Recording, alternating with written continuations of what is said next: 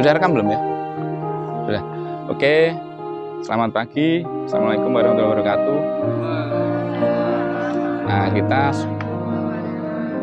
sekarang ada di TPKS. TPKS itu Taman Purbakala ya. Kerajaan Sriwijaya.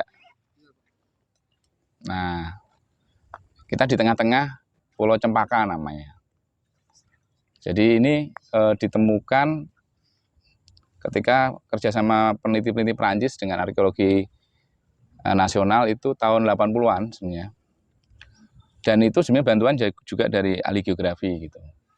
Tapi di masa itu perkembangan penelitian masih sebatas terkait dengan aspek arkeologinya. Dan arkeologi pandangannya masih bersifat benda-benda monumental kayak gitu ya. Untuk penelitian yang terkait air, laut dan maritim itu terbatas. Mengapa? Mengapa seperti itu? Karena kalau air tuh kelihatannya datar gitu ya, tidak ada variasi. Beda kalau tanah ada bukit, bangunan gitu, itu mudah, membedakannya mudah. Jadi gejalanya mudah teramati gitu. Tapi kalau air itu sebenarnya sulit gitu, karena benda-bendanya ada di dalam air dan ketika kita lihat dia ya datar aja kayak gitu. Nah makanya untuk meneliti kerajaan atau kedatuan atau unit politik Sriwijaya yang dia tumbuh pada masa air dan maritim itu pendekatannya harus berbeda dan itu belum ditemukan caranya. Jadi kita ke sini tujuannya untuk belajar itu gitu ya.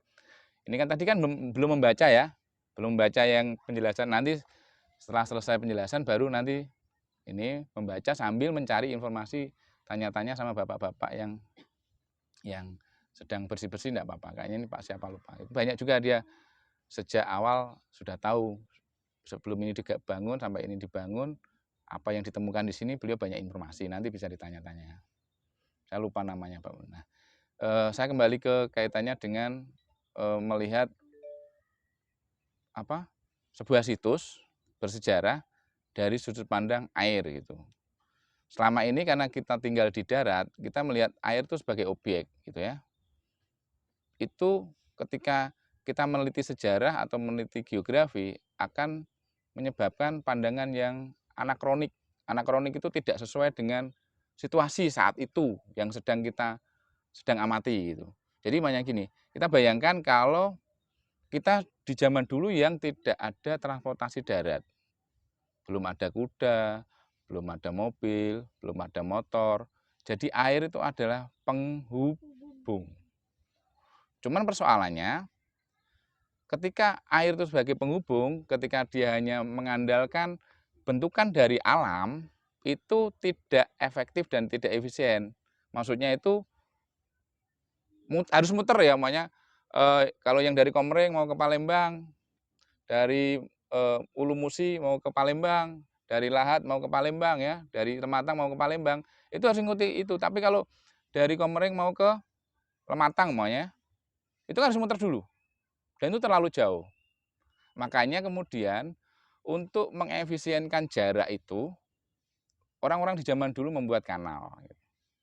Nah, kanal ini fungsinya banyak sekali. Dia kanal mulai ditemukan itu di 500 tahun sebelum Masehi di dinasti Zhou Cina, masa-masa perang akhir dinasti Zhou. Masa-masa perang itu antar kota untuk menginvasi kota lain, dia membuat kanal dulu. Membuat jalan ya, untuk membawa pasukan dan membawa alat-alat perang gitu ya. Itu yang menyebabkan Cina bisa menyatu pada dinasti Sui ya, pada abad ke-6 gitu ya. Jadi kanal dari sungai Yangtze sampai ke Sungai Kuning itu puncaknya di dinasti Sui. Jadi ada 1000 tahun baru Cina itu menyatu, disatukan oleh kanal-kanal itu. Tapi di pinggir-pinggir mereka sudah membangun tembok Cina. Jadi negara Cina sekarang terbentuk itu karena teknologi kanal dan teknologi tembok, ya pembangunan tembok. Nah, pada masa itulah puncak-puncak teknik untuk pengendalian air, itulah Sriwijaya muncul. Munculnya Sriwijaya juga penyebabnya dari situ. Kemampuan orang-orang asli sekitar Sumatera Selatan mengadopsi teknologi, teknik-teknik yang dikembangkan di Cina. Teknologi pengendalian air, pembuatan kanal, itu memang awalnya untuk perang, tapi setelah masa damai digunakan untuk banyak hal. Selain transportasi, perdagangan, juga kaitannya pengambilan kayu ya, dan pertanian. Banyak dia. Nah, membuat kanal-kanal itu butuh banyak tenaga kerja. Nah, kalau di Sumsel ini kita amati dari Palembang ke arah Jambi, itu ada Sungai Batanghari Leko, itu lurus, itu dia berhenti, dugaan saya itu berhenti karena topografi, karena ketinggian. Sedangkan dari Musi sampai ke Indralaya, itu ada sungai, dari Musi ke seberang ke arah Ulu itu lewat Sungai Ogan, tapi Sungai Ogan itu kan belok-belok juga. Itu juga dibangun kanal yang sekarang namanya Sungai Pangeran ya. Sungai Pangeran, namanya Sungai Pangeran. Di Pemulutan. Nah, dugaan saya dia berhenti itu karena topografi gitu. Ketinggian yang memang sudah tidak agak sulit untuk digali lagi. Terlalu tinggi ini topografinya, elevasinya. Terus kemudian yang kemudian ke arah timur itu yang menghubungkan Sungai Mesuji ke Sungai Komering itu ada namanya Sungai Babatan. Nah, Palembang itu selain dikelilingi oleh kanal-kanal besar, juga ada kanal-kanal yang untuk pusat politik, ekonomi dan pemerintahan ya. Yang sekarang kita yang sekarang kita berdiri sini. Disebut sekarang TPKS itu ya. Sebenarnya TPKS ini areanya untuk hubungan antar tempat itu sebenarnya banyak. Cuman karena yang paling jelas kalau dari citra satelit itu TPKS ini. Kalau di belakang ini ke arah utara itu tuh ada Kedukan Bukit Manjang. Jadi Karanganyar ini, situ Karanganyar ini sebenarnya kan meander hasil dari belokan sungai kayak gitu. Mirip apa ya istilahnya ya? Semenanjung ya. Nah, terus kemudian diputus oleh kanal. Tujuannya apa? Jadi kanal-kanal yang untuk yang memutus, istilahnya kalau dulu menghubungkan, kalau sekarang istilahnya memutus ya. Kalau zaman dulu dianggap itu menghubungkan biar lebih cepat dalam menjangkau satu tempat dengan tempat lain, menjangkau satu lebak dengan lebak lain gitu. Jadi lebak-lebak itu di belakang di atas lagi ada Lebak Keranji ya. Tadi kami dari sana dengan Pak Eri nanya-nanya dengan warga sekitar Lebak Keranji terkait gejala banjir di situ. Di Lebak Keranji sana lagi itu Bukit Sugintang. Itu. Jadi Bukit Siguntang itu ketinggiannya topografinya itu sekitar 26 meter sampai 30 meter.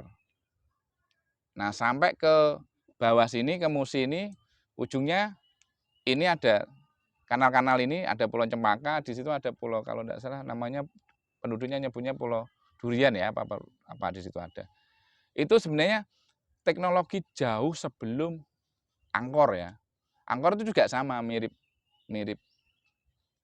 TPKS ini, cuman dia abad ke-9 pembangunannya. Kalau ini kan abad ke-7. Ini abad ke-7, buktinya dari prasasti Kedukan Bukit. Mereka mendeklarasikan pada tahun 682 atau 684 itu ya, itu mendirikan ini sebagai pusat ya, petanda bahwa kami menaklukkan daerah sini.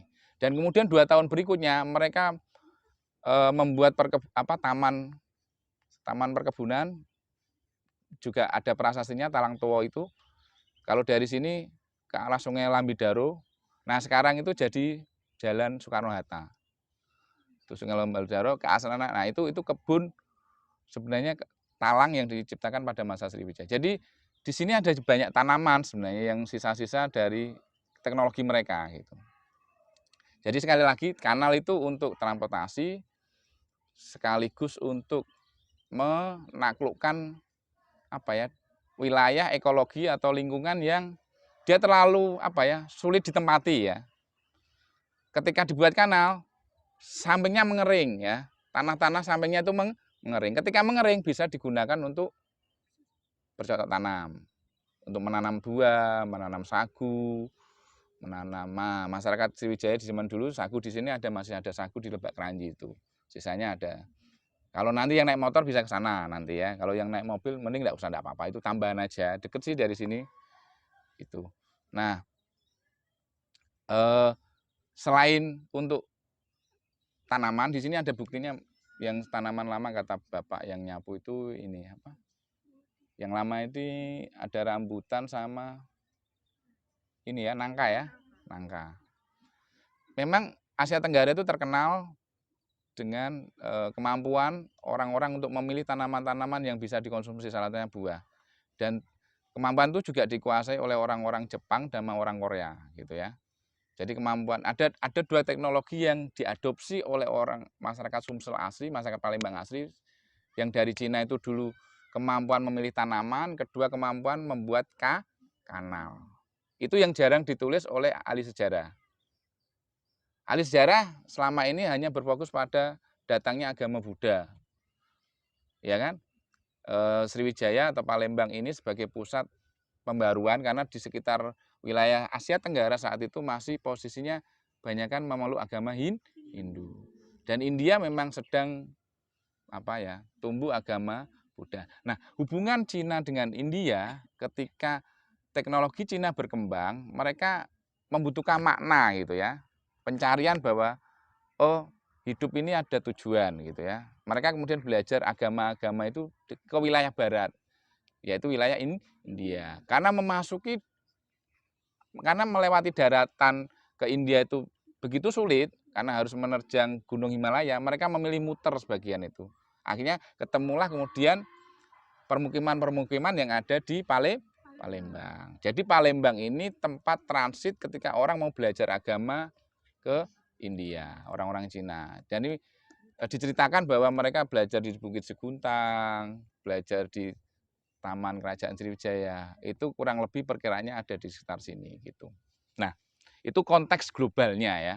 Nah, di masa itu juga pusat pemerintahan Islam dari Damaskus berpindah ke Irak, menyebabkan hubungan ke Cina makin dekat. Artinya hubungan Islam dengan Cina makin dekat. Makanya saat itu juga daerah-daerah Vietnam juga terjadi proses penyebaran agama Islam. Jadi tumpang tindih saat itu ya. Hindu sudah ada, kemudian Buddha baru berkembang, migrasi orang Arab juga datang gitu. Jadi Palembang ini sebenarnya untuk Asia Tenggara di masa itu wilayah yang paling pertama kali mendapatkan pengaruh perubahan dari Cina dan India, termasuk perubahan dari Arab gitu ya. Jadi wajar di sini dijadikan sebagai pusat budaya. Nah, 200 tahun berikutnya baru kemudian ada pembangunan Angkor Wat di Kamboja, pembangunan Borobudur, pembangunan candi-candi besar gitu. Jadi monumen-monumen candi besar itu juga sebenarnya pengaruh dari perkembangan teknologi pembuatan kanal karena menyebabkan surplus pertanian gitu ya. Orang tidak mungkin membangun monumen-monumen besar tanpa makanan yang cukup. Jadi teknologi kanal itu ya. Sebelum ada monumen itu teknologi kanal dulu. Nah, jadi mulai terjawab teka-tekinya kayak gitu. Jadi mengapa para peneliti itu memutuskan atau mengambil apa ya pertimbangan bahwa Palembang itu sebagai pusat bukan di tempat lain. Nah, karena beberapa perdebatan itu kan menyimpulkan Jambi gitu ya atau Thailand gitu ya. Karena mereka ukurannya adalah candi. Tapi kalau dilihat dari teknologi kanal tidak ada yang selengkap di Sumatera Selatan. Jelas? Jadi nanti kalau apa namanya ada ini karena biasanya pembahasan tentang periode Sriwijaya ini penuh intrik-intrik ya. bukan menyuguhkan bukti tapi banyak berdebat ya. Kita belajar untuk mencari bukti. Memang kalau di kasat mata itu enggak kelihatan gitu. Tapi kalau Anda lihat pakai menggunakan teknologi penginderaan jauh, teknologi citra satelit, itu sangat terlihat sekali bukti itu ada. Kita hanya di sini validasi bahwa oh tempatnya memang ada. Tapi nanti untuk data-datanya saya sarankan pakai Google Earth gitu ya. Untuk di ini. Nah, jadi nanti ditambah informasi wawancara, ditambah foto-foto tanaman di sini sama kanal-kanal di sini. Ini kanal konon sudah sering digali dan untuk pembaruan ya. Kalau tidak salah katanya sudah 6 kali dan itu juga sering ditemukan benda-benda bersejarah. Nanti bisa dikonfirmasi sama yang jaga di sini gitu. Oke, ada pertanyaan? Tidak ada? Kalau tidak ada saya lanjutkan. Jadi masa rentang teknologi air itu sekitar 2000 tahun. Dari 500 tahun sebelum Masehi sampai 1500 terakhir kerajaan maritim terakhir adalah Demak. Mengapa? Karena periode setelah itu, ada periode sebelum itu, teknologi berubah. Ya, teknologi berubah, orang-orang Cina sudah mulai menjinakkan kuda. Sebenarnya yang menjinakkan kuda itu orang Tibet sebenarnya, tapi dijual ke Cina gitu ya. Sampai kemudian ke Mongol ya. Makanya pada abad 13 bangsa Mongol mengekspansi dunia ya, sampai ke Eropa, sampai ke Asia Tenggara gitu. Karena itu perkembangan selanjutnya dari teknologi kuda gitu. Sebelum itu adalah masa maritim, masa air, masa teknik hidrologi, masa teknik pertanian, masa teknik pembuatan kanal gitu. Nah, selain untuk pertanian, untuk membawa manusia, untuk membawa kayu hutan, pembuatan kanal juga membutuhkan tenaga kerja yang sangat banyak. Makanya untuk sekitar Palembang wilayah Sekayu, Padamaran, Indralaya ya, itu sudah ada permukiman-permukiman lama ya. Ciri-ciri masyarakatnya itu masyarakat yang memang sudah masyarakat pesisir di zaman dulu. Biasanya dia sifatnya egaliter ya. Terus kemudian kulitnya agak putih-putih gitu ya. Kulitnya agak putih-putih karena memang campuran gitu ya. Itu. Nah, itu biasanya terlihat sampai sekarang gitu. Dan cara bicaranya beda juga gitu. Lebih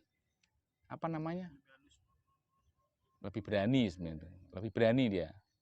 Lebih berani. Orang-orang pelabuhan kayak gitu. Nah, itu juga dipengaruhi oleh pembuatan kanal-kanal di masa lalu butuh tenaga yang banyak. Jadi akhirnya muncul permukiman-permukiman. Makanya kadang toponimi itu sama. Apa yang ada di sekitar Musi dengan di daerah Hulu, itu kadang ada yang mirip-mirip itu ya. Itu rentang masa teknologi. Nah, cuman persoalannya adalah periodisasi terkait secara spesifik pendetailan terkait kanal-kanal itu dibangun tahun berapa, periode apa, pada raja apa, itu belum ada penelitian. Dan kemudian efeknya apa terhadap perubahan-perubahan kebiasaan di masa itu, termasuk kebiasaan kita makan ya.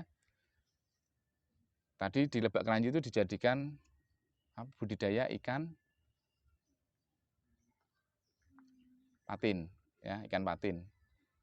Jadi itu juga bagian dari yang menyebabkan kita hobi makan pindang. Kalau ditelaah asalnya dari ekologi antara Lebak, rawa dan sungai. Gitu. Makanya kemudian ada ikan gabus ya. Itu memang favorit digunakan untuk membuat empek-empek dan pindang. Mengapa? Karena ikan gabus itu seratnya itu bisa menyerap bumbu dibanding ikan-ikan yang lain tuh. Jadi teksturnya cocok untuk sari-sari rasa itu masuk dan tersimpan dalam serat ikan itu. Bukan karena ikannya itu enak, ikan gabus sebenarnya hambar sebenarnya. Tapi serat dari ikan itu yang bisa menyerap bumbu, itu yang menyebabkan punya cita rasa yang berbeda. Nah, jadi lapar ya, enggak? Lapar. Nah, kalau diruntut jadi kayak itu yang kemarin saya jelaskan di kelas bahwa urutan bahwa ekologi itu memengaruhi teknologi ya, teknologi memengaruhi budaya. Itu juga terbukti pada teknologi pembuatan kanal. Kanal itu dibuat untuk menaklukkan ekologi rawa dan ekologi sungai. Karena kalau mengikuti alur buatan alam sungai dan rawa dari alam itu tidak efektif. Melakukan perjalanannya makin jauh, muter. Makalah dibuat kanal. Kalau sekarang itu jalan tol. Jelas? Tuh, yang kemudian itu akhirnya membangun kebiasaan masyarakat Palembang mengkonsumsi produk-produk sungai dan rawa ya. Kemudian itu dikembangkan menjadi kalau sekarang itu Lebak dijadikan budidaya tempat untuk ini kan kolam ya, dibuat kolam ikan. Terus sungai dibuat kanal itu teknologi sebenarnya. Teknologi itu kalau didefinisikan secara luas itu kan alat untuk membantu menaklukkan lingkungan ya sungai itu. Itu penjelasan saya. Pak Heri mau nambahin silakan terkait air. Ini Pak Heri ini perkenalan. Ini Pak Heri Setianto sedang studi S3 Pendidikan Geografi di Universitas Malang, fokus untuk ilmu tentang air. Ya, nah silakan Pak Heri. Jadi nanti dari sisi air Pak Heri menjelaskan. Tadi saya bilang sejarah teknologi air di Palembang sudah saya jelaskan. Silakan Pak Heri. Lanjut. Ini biar sekalian ini.